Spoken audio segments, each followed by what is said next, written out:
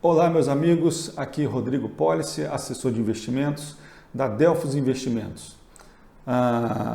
Esse vídeo de hoje ele é dedicado para falar sobre fundos imobiliários e é para um público que pretende investir, que gosta do assunto ou que queira fazer algum tipo de comparação nessa área, tá bem? Vamos lá então para o primeiro conteúdo sobre fundos imobiliários. O investimento de imóveis, ele é basicamente um investimento que assim, todo brasileiro sabe um pouco mexer com imóveis, Quem está na faixa dos 35, 55 anos de idade sabe bem o que são os planos econômicos do nosso país, já sabe por quantas crises nós já passamos, e sabe a fortaleza que é o investimento de imóveis. Então não é raro você encontrar, aliás, é muito comum encontrar pessoas que montaram sua vida dentro dos investimentos em imóveis. E o que eu quero trazer para vocês aqui é um tipo de investimento que não é exatamente uma compra de um imóvel, é simplesmente uma compra de uma cota de um fundo imobiliário. Ou seja, é um grupo de pessoas que se juntam para comprar determinados ativos, são os imóveis, e esses imóveis, esse fundo, essas cotas, podem ser compradas na B3. Tá? Então, nada mais é do que uma reunião de pessoas que se juntou com determinado capital para comprar algum imóvel para alugar. Não é nada muito diferente do que qualquer investidor pensa em comprar um apartamento e colocar para alugar para ter uma renda extra além do trabalho que ele executa, ou pessoas que realmente vivem com a renda de aluguel de imóveis. O investimento em imóveis, ele é caracterizado, a gente precisa bem diferenciar ele do que é uma compra da sua casa própria. A compra da sua casa própria ela não pode ser considerada um investimento em imóveis, já que você não tem um retorno mensal de um aluguel daquele imóvel. Você tem um retorno familiar, você tem outros tipos de retorno que não são financeiros. Então nós não vamos falar sobre investimentos em bem-estar, em família, etc. Nós vamos falar sobre um investimento financeiro. Vamos analisar, vamos trazer aqui o fundo imobiliário como um investimento financeiro. Tá? Então é diferente da compra do imóvel da casa própria. A desvalorização ou valorização desses imóveis, ela se dá conforme alguns períodos. Então os fundos imobiliários, diferente dos imóveis, eles têm um pouco mais de valorização num curto prazo. Então você consegue observar o fundo imobiliário mudando de preço na Bolsa de Valores. Você sabe exatamente e diariamente quanto vale aquele seu fundo imobiliário. Diferente do seu imóvel, em que você não sabe exatamente, você tem uma avaliação, mas você não sabe exatamente quanto que ele está valendo hoje. Então você só vai saber quanto que ele vale hoje no momento que ele for vendido. Tá? Então é uma coisa, e não é porque você não sabe que ele não tem valor. Porque existe sim a desvalorização dos imóveis, tá? Então, quando você, como exemplo, as pessoas quem conhece o Rio de Janeiro sabe dos bairros de Grajaú, de Tijuca, que lá na década de 60, na década de 50, eram excelentes bairros para se morar. E depois de algum tempo, foi rodeado por favelas e problemas com segurança pública, e esses imóveis hoje desvalorizaram, o que eles podiam, em comparação ao potencial que eles tinham nessa década de 60, eles não desfrutaram de todo um potencial de valorização.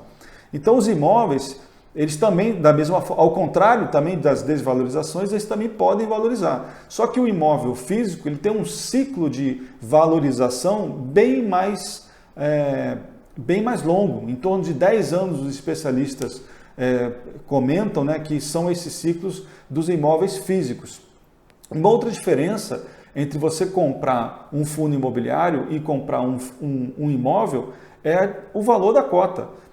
As cotas de fundos imobiliários custam R$100, R$90 na Bolsa de Valores. Um imóvel, você tem que... Começa o imóvel a partir de 200 mil, 300 mil reais e dali por diante, né? E ainda tem os custos ali de contrato com o inquilino, você ainda tem problemas de vacância, problemas de inadimplência, manutenções, impostos prediais e territoriais urbanos, o IPTU.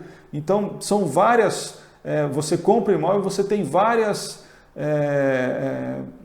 tarefas deduzidas, né, desse investimento. Não é simplesmente a compra de uma cota de um fundo imobiliário onde você compra e fica em paz ali o resto do tempo. Como estratégias, né, na aquisição de fundos imobiliários, você pode comprar um fundo imobiliário assim como o imóvel, você pode comprar ele porque ele está barato, ele pode se valorizar, ou você pode comprar ele no preço em que ele está, um preço de mercado, um preço justo, mas você ganhar o aluguel que ele fornece, que ele paga mensalmente. Tá? Então são várias estratégias. Depois nas aulas seguintes, nos conteúdos seguintes, a gente vai ver. Os ativos, né, os tipos de fundos que a gente tem, eu não vou entrar em detalhes em o que é cada um deles, é só para a gente ter um conteúdo inicial. Tá? Nós temos fundos de lajes corporativas, que são os escritórios, temos fundos de shoppings, temos fundos de galpões logísticos, temos fundos residenciais, que são a parte mais comum, né, da pessoa pensar, vou comprar uma residência, vou deixar ela alugada. Né? Esse é o mais comum que o investidor pensa, o investidor iniciante, né? Ele acha que só a residência. Não é.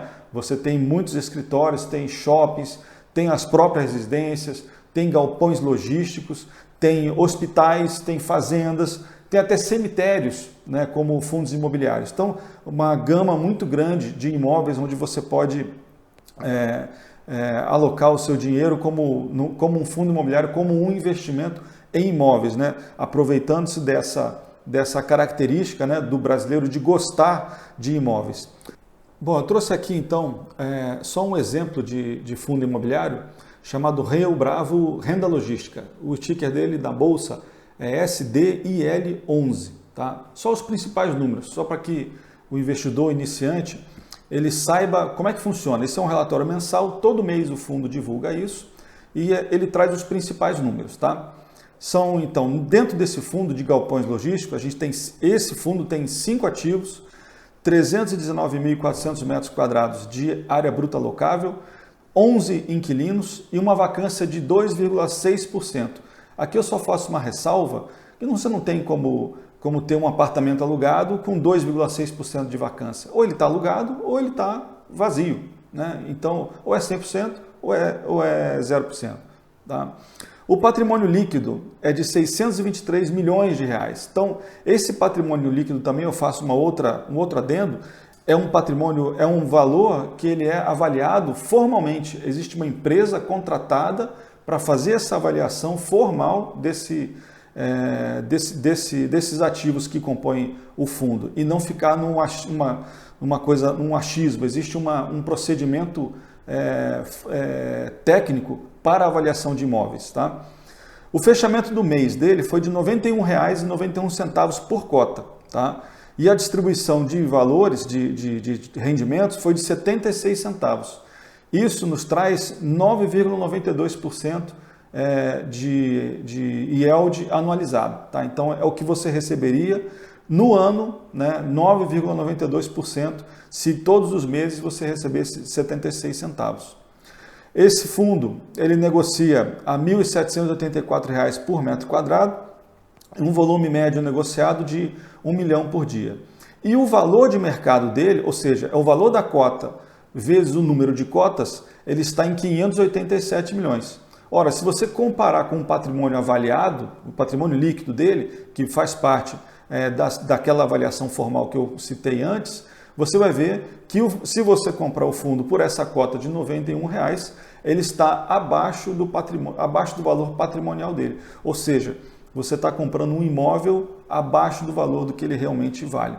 Tá bem, pessoal? Então, eu queria trazer esse exemplo, né, apenas para o pessoal já se ambientar e já saber, já desde já, o que é um fundo imobiliário, quais são as principais características, aonde eu consigo o relatório dele, como é que eu faço para estudar e dali por diante. E, logicamente, né, pode me perguntar se tiver qualquer dúvida. Valeu, pessoal. Um grande abraço.